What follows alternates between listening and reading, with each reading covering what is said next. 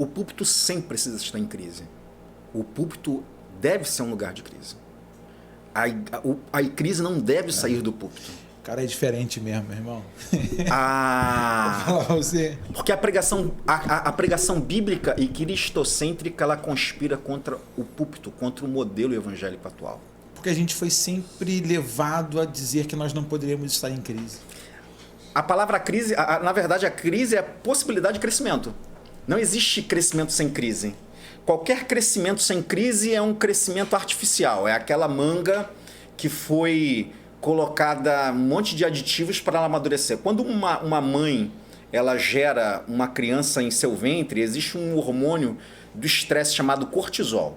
E faz com que haja a multiplicação celular. Então a multiplicação ela é a partir da crise. O púlpito precisa ser o lugar de crise primeiro do pregador.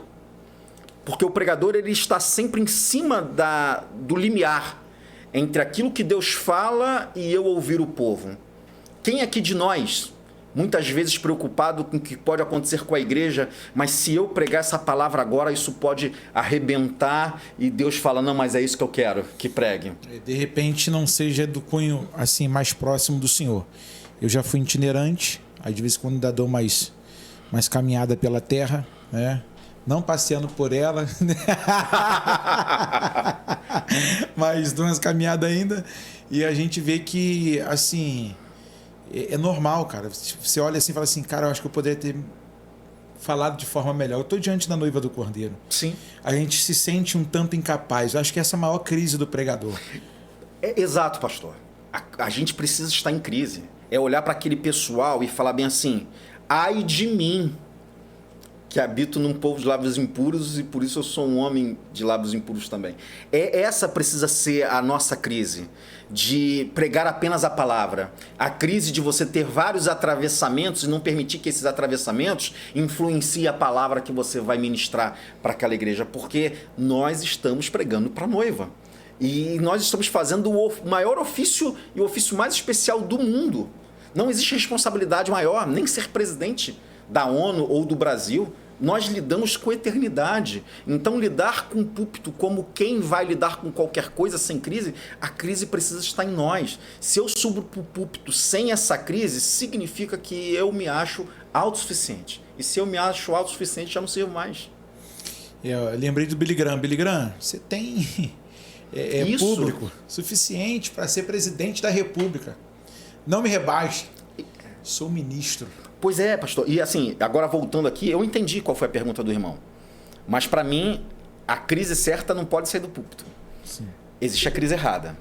E essa crise errada é quando a gente deixa de ser bíblico e cristocêntrico. Porque a partir da Bíblia a gente pode legitimar qualquer atrocidade. A partir da Bíblia, e tão somente pela leitura bíblica, a gente pode... Então antecipa até a pergunta de número 5, que é, a Bíblia tem resposta para tudo? A Bíblia tem resposta para tudo? Não. A Bíblia tem respostas para todas as demandas conceituais? Sim. São coisas diferentes. A Bíblia tem resposta ética para todas as demandas conceituais? Sim. A Bíblia responde tudo? Não. Em que sentido? Por exemplo, se vier algo recente, vou chutar, engenharia genética, células-tronco ou clone. A Bíblia não vai tratar especificamente disso. Mas a Bíblia ela tem um arcabouço ético que precede isso e que norteia todas as coisas. Porque tem gente muito mal intencionada que fala bem assim, mas a Bíblia não fala especificamente disso. Mas existe um arcabouço conceitual, ético, que vai para além disso, que abarca tudo isso. Eu penso que a Bíblia, como arcabouço teórico, ético e conceitual, ela responde todas as demandas conceituais, mas ela não responde todos os pormenores, porque se assim fosse, nós continuaríamos como criança. A Bíblia ela não é um livro de regra, posso ou não posso. A Bíblia é um gabarito. Como é que era feito o gabarito antigamente? Não sei se como é que é agora, com cartão resposta. O cartão resposta, ele vinha todo, o gabarito, ele vinha todo furado e colocava sobre o outro. Então aquilo que era marcado, tudo bem. Aquilo que estava fora, estava errado. Então a Bíblia é muito mais como um livro de regra, ele é um gabarito. Eu passo a Bíblia em mim, metaforicamente falando. Aquilo que está fora está errado. Aí, desceu fresquinho de novo. E é isso que eu acho interessante, porque uma certa feita eu perguntei no seminário, fui dar uma aula no lugar de um amigo. Eu não sei se está claro o que eu falei. Não, sim, que às perfeito. vezes Não, perfeito. Se eu conseguir entender, os internautas também vão. Eu me acho muito pequenininho nessa questão aqui. Mas a questão eu faço essa pergunta porque é um provocativo quando eu vou dar uma aula no seminário. Uhum. É quando eu falo assim na sala de aula, ó, quem é que veio para cá para ser pastor? A galera, então pode ir embora que aqui seminário não faz pastor. Seminário faz teólogo. Os caras, pô, pastor, qual é? Eu falei, não. Aqui a gente faz o cara que vai lidar com o estudo certinho, historicamente falando, temporalmente falando, tudo direitinho.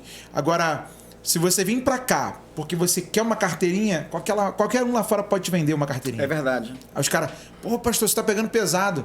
Aí eu falei, então eu vou fazer outra segunda pergunta. A Bíblia tem resposta para tudo? Aí o outro tem. Tem quem concorda? Caralho! Sempre vai um, né? Eu falei, então tá bom. Por que a vaquinha come capim em vez de dar leitinho branco? Aí todo mundo...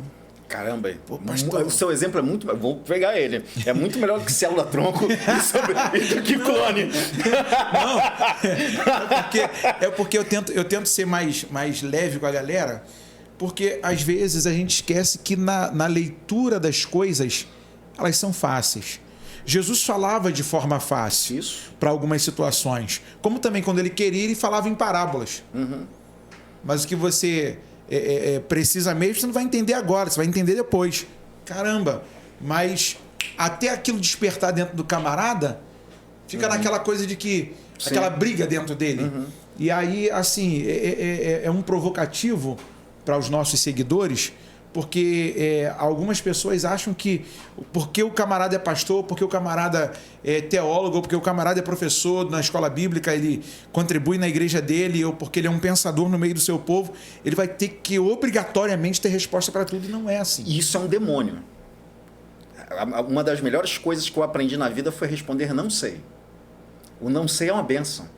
Porque as pessoas, elas e como pastor, toma até muito cuidado, pastor e pastores aqui do estúdio. As pessoas, elas vão querer se apropriar do seu conhecimento e abusar da tua boa vontade. Mas pastor, por que isso? Eu já vi irmãos falar bem assim, porque eu já falei assim, olha, eu não sei, mas eu vou procurar resposta. Manda esse irmão com todo respeito, tá? Catar coquinho. Vai procurar, irmão. Vá cavar cisterna. Mas não é uma falha dos nossos dias? Porque na pedagogia, você tem que fazer seu aluno pensar. Sim. Ok? Sim.